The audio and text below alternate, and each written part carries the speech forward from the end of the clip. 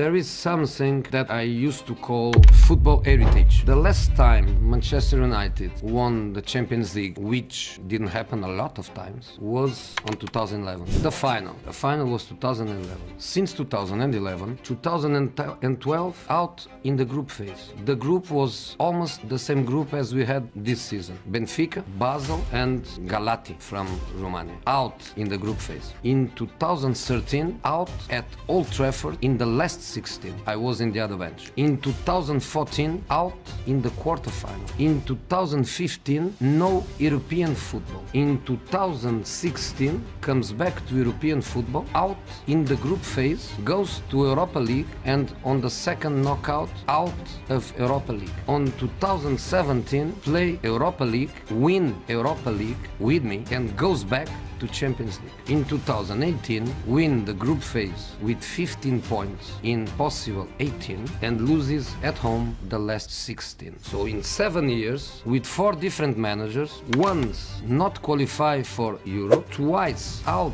in the group phase, and the best was a quarterfinal. This is football heritage. And if you want to go to the Premier League, the last victory was 12-13, and in the 4 consecutive seasons United finished 4th, 5th, 6th and 7th. So in the last 4 years the best was 4th. This is football heritage. Means that when you start the process, you are here, you are there, or you are there. Is heritage. When I arrived in Real Madrid, do you know how many players played quarterfinal of Champions League? Xabi Alonso with Liverpool and Iker Casillas with Real Madrid and Cristiano Ronaldo with Manchester United. All the others, not even a quarterfinal. That's football heritage. Do you want other real? I'll give you a couple more real. In the last 7 years, the worst position of Manchester City in the Premier League was 4th. In the last 7 years, Manchester City was champion twice, and if you want to say 3 times, because they will be in 1 more week, 2, 3 or 4, and they were second twice. That's heritage. Do you know what is also heritage? Is that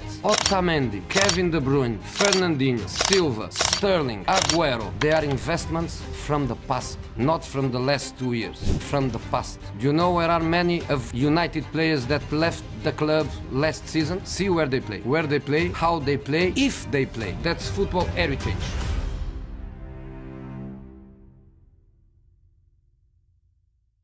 Jose Mourinho once said it loud and clear. The problems at Manchester United are bigger than the manager. At the time, nobody wanted to listen. It was easier to blame the manager, but the truth Mourinho pointed out was never about him, nor about one season. It was about the way Manchester United is run. Because what does it tell you when 3 former United managers, Mourinho, Solskjaer and Ten Hag, all got sacked in the same week? It tells you this is bigger than tactics, bigger than personalities. It's about the structure, the players, and the way projects are managed from the top. Yes, the footballing legacy weighs heavy, but the legacy of bad decision-making weighs even more. For over a decade, the United board have made the wrong calls on signings, on coaches, on long-term planning, and Mourinho was right. No manager, no matter how talented, can fix a broken system alone. That's why the moment of truth has arrived with Ruben Amorim. The answer is not to sack him. The answer is to finally back a project. United must change the way they operate, the way they think, the way they build. Because if they don't, history will repeat itself again and again and again. Just look at what happened this past week.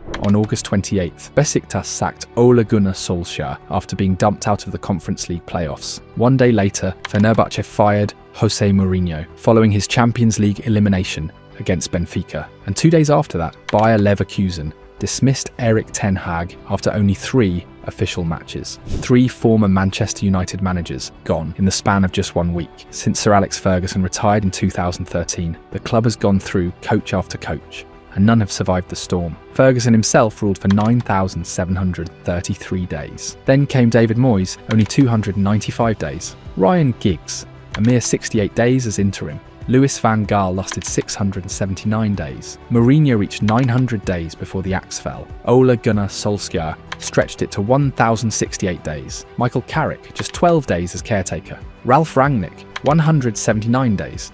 And Erik ten Hag, 850 days, already history. 9 different men, 9 different approaches, from strict disciplinarians to smiling motivators, from tactical professors to serial winners, all swallowed by the same black hole. And still the same problems remain unsolved. So the question is clear. With hindsight, and with Amorim now under judgment, do we finally see Mourinho's time at Old Trafford differently? Was he right all along? When Jose Mourinho arrived at Old Trafford, he was supposed to be the answer. United had just lived through the complicated era of Louis van Gaal, and the club wanted something very different. I think it comes in the right moment of my career, where I feel obviously very well prepared, very stable, and Mourinho came in with scars from his exits at Real Madrid and Chelsea, but also with a reputation as one of the sharpest tactical minds in the game. again, please don't call me arrogant, because what I'm saying is true. I'm European champion, so I'm not one of the bottle. I think I'm a special one.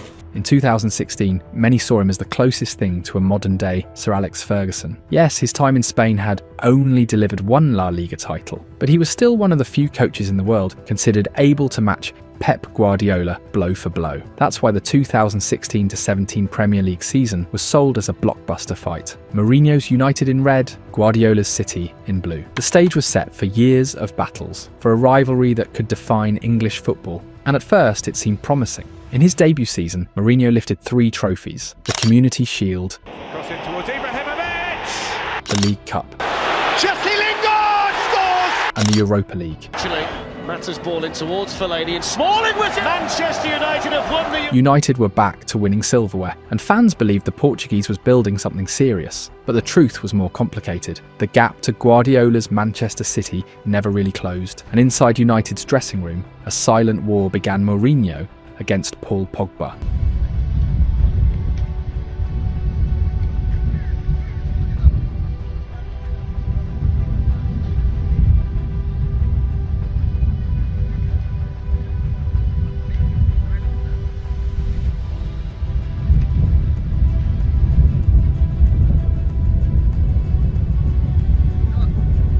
What should have been the core of his project became a constant battle of power, influence, and frustration. Slowly, Mourinho stopped talking about how to make United great again. Instead, he reminded everyone of his past victories at Porto, Chelsea, Inter, and Madrid. His message turned bitter, his energy drained, and his relationship with the board collapsed. The end came not because he forgot how to win, but because Old Trafford refused to give him the tools or the control to win. Now, pay close attention, because this is where the cracks in Manchester United truly begin to show. In the summer of 2017, Mourinho asked for 4 signings. In the end, he got 3. Victor Lindelof from Benfica, Romelu Lukaku after a 25-goal season with Everton, and Nemanja Matic from Chelsea. It's a difficult market, Mourinho said at the time. I can't say I'm happy, but I don't blame anyone. This is the reality. On paper, it was over £150 million worth of talent. But history has not been kind to those decisions. While United thought they were competing, their rivals were widening the gap. Liverpool signed Virgil van Dijk for £75 million, a fee many called crazy, yet it transformed their defence overnight. United's big move in January 2018 was Alexis Sanchez, swapped for Henrikh Mkhitaryan. At first, it looked like the missing piece. Mourinho now had 2 of the Premier League's top scorers from the previous season, but Sanchez was a disaster. Just 2 league goals in his first campaign, more goals for Chile than for United the next season. Still, and he was absolutely terrible. Mourinho somehow dragged United to 2nd place in the Premier League in 2017-18. He even called it one of his greatest achievements. I also think that sometimes we comment what we see, but we don't know what is behind the scenes and that influence what we see. And I think that is a fundamental thing. If I tell you, for example, that I consider one of the best jobs of my career to finish 2nd with Manchester United in the Premier League, you say this guy is crazy.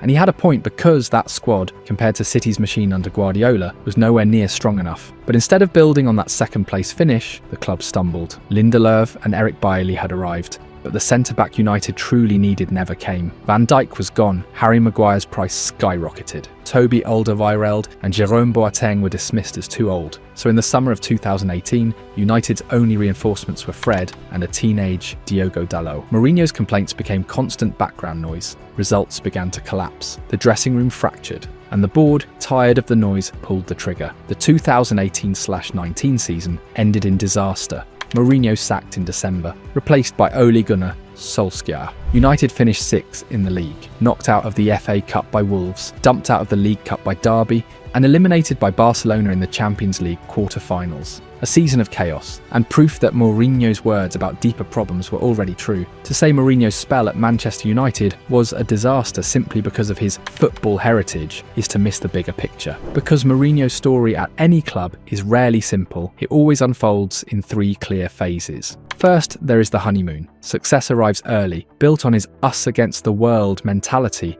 that unites players and fans behind him. Then comes the second stage, us, the few, when only his closest lieutenants and the most loyal supporters remain fully convinced. And finally the third act, Mourinho against the world. This is where the criticism begins, the open fights with referees, the digs at injured players, the constant demands for reinforcements. Tottenham lived through it. Roma lived through it. And now even Fenerbahce has seen the cycle in action. But in Rome, it still brought glory a Conference League trophy in 2022 and a Europa League final in 2023. The truth is simple. Manchester United's problem with Mourinho was not just Mourinho himself. They hired a coach who only succeeds with absolute control and then refused to give him that control. The same mistake Real Madrid had made before. The same control he had at Porto and Inter, which made him a Champions League title. In other words, the marriage was doomed before it even began. The board wanted Mourinho's fire, but not his authority. And when you take away the one formula that defines him, the ending was inevitable. When Ole Gunnar Solskjaer took charge, Old Trafford finally felt alive again. After the dark final months under Mourinho,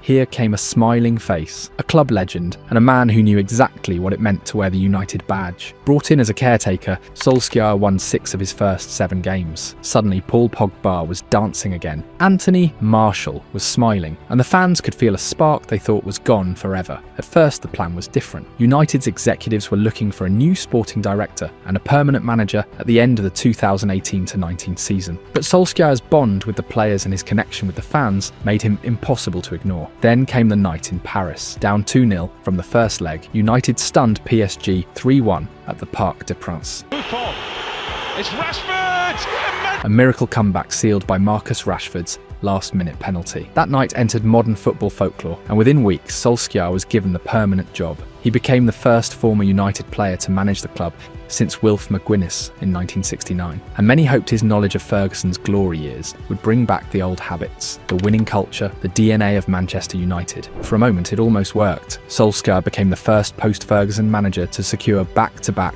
top 4 finishes in the Premier League. He led United to semi-finals in the FA Cup and League Cup. And for the first time in years, fans dared to dream that the club was slowly finding its way back. So, why Solskjaer was sacked? The breaking point for Ole Gunnar came in May 2021, when Manchester United reached the Europa League final against Villarreal, a chance to finally crown his project with silverware. But after a grueling 120 minutes, the match went to penalties.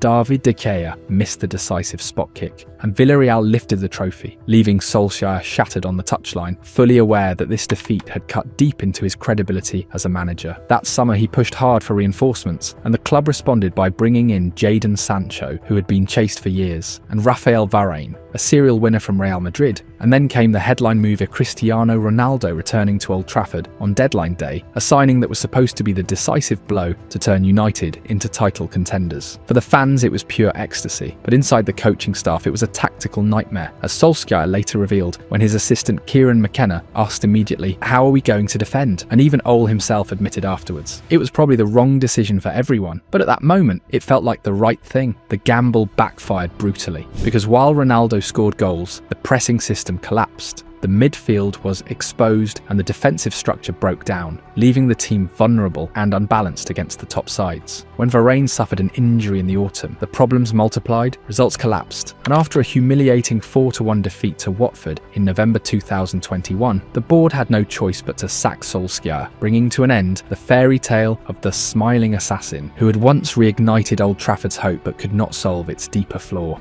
When Erik ten Hag arrived at Manchester United in 2022, the expectations were immense, because this was the coach who had taken Ajax to the Champions League semi-final in 2019, beating Real Madrid and Juventus along the way, and the belief was that he could finally bring a modern, structured identity back to Old Trafford. At first it looked like the right choice, as in his debut season, Ten Hag delivered the League Cup ending a 6-year trophy drought, and guided United to a third-place finish in the Premier League, while the following year he went one better by lifting the FA Cup at Wembley against Pep Guardiola's Manchester City, giving the fans hope that the club was turning a corner. But beneath the silverware, the cracks were always there, with humiliating defeats such as the 7-0 thrashing at Anfield. It is another! It's 7 for Liverpool! Tactical inconsistencies that left United looking fragile away from home, and questionable transfer decisions, most notably the £86 million spent on a right winger who could barely use his right foot. By the summer of 2024, Ten Hag kept reminding the world that he had delivered 2 trophies in 2 years, yet that was not enough to mask reality. United had just finished 8th in the league, their lowest position in over 3 decades, and the flaws that had once seemed like minor setbacks had grown into fatal weaknesses that completely undermined his project. Adding to that, his relationship with Cristiano Ronaldo turned toxic, with the public fallout between coach and legend creating divisions in the dressing room and fueling constant headlines off the pitch, making it almost impossible for Ten Hag to maintain authority or harmony within the squad. I was very disappointing for the communicator of Manchester United, to be honest. I never had a problem with any club, with any coach, and they suspend me 3 days, which is I felt a lot, and it was a shame. Was it humiliating for you? I think so, yes. I have to say the truth, what I felt. In October 2024, the board finally acted, and despite the trophies, despite the flashes of hope, Ten Hag was dismissed, becoming just the latest manager to be consumed by the storm that has defined Manchester United since the end of the Ferguson era. Just like the 2 managers before him, Erik ten Hag also found himself on the outside almost as soon as he stepped away from Old Trafford. 2 months, 1 competitive win, 1 draw, and 1 defeat were all he had to show for his time in charge of Bayer Leverkusen before he was dismissed, a decision that shocked many for its speed but underlined how fragile his standing had become after leaving United. Ten Hag sacked after 2 games. Leverkusen were not playing around, and this now means in the space of a week 3 former Manchester United managers have been sacked one by one. Through his agency, SEG Football, Ten Hag made it clear that he never felt fully supported by the club, hinting that the backing he had expected was never truly there. On the other side, Leverkusen's sporting director Simon Rolfers defended the decision, stating bluntly that building a new and successful team with this setup was not feasible, closing the door firmly on Ten Hag's short-lived tenure. Now the storm has reached Ruben Amorim, and his cycle at Manchester United has already written some of the darkest pages in the club's modern history, with records nobody wanted to see, the worst league position in decades, the most goals conceded, the fewest scored, humiliating defeats such as the Europa League final against Tottenham, and even losses against 4th division sides. I think they spoke a little.